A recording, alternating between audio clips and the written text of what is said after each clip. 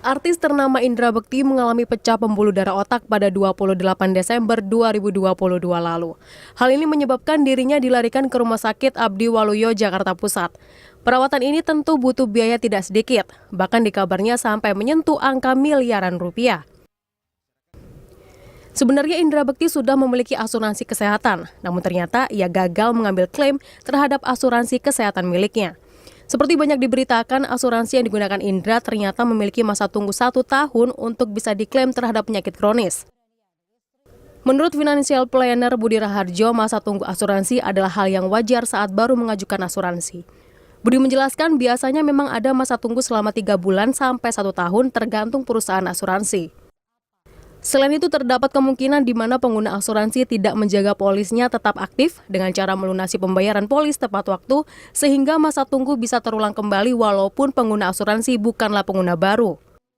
Ternyata masa tunggu ini bisa terjadi beberapa kali loh, kalau ternyata orang tersebut tidak menjaga polisnya untuk tetap aktif. Itu mungkin ya, gitu. Jadi misalnya gini, tahun pertama, tahun kedua, tahun ketiga, tahun keempat pembayarannya lancar. Kemudian tahun kelima ternyata pembayaran sempat tidak lancar gitu ya, sehingga akhirnya polisnya sempat lapse, tidak aktif. Kemudian diaktifkan kembali. Saat diaktifkan kembali itu, bisa jadi polis asuransi tersebut akhirnya harus melampaui masa tunggu lagi.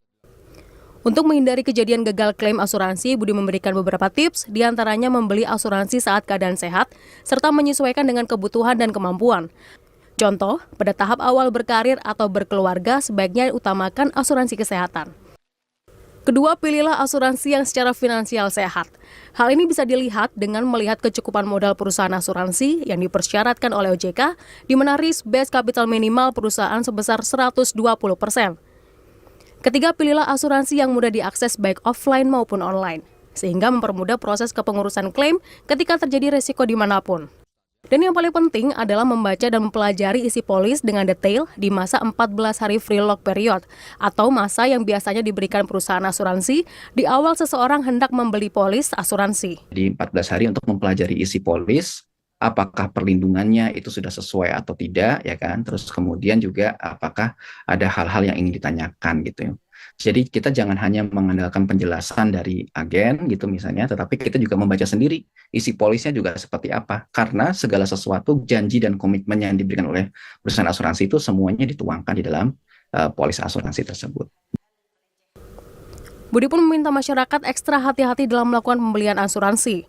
Pastikan layanan serta perusahaan asuransi sudah tepat dan sesuai kebutuhan.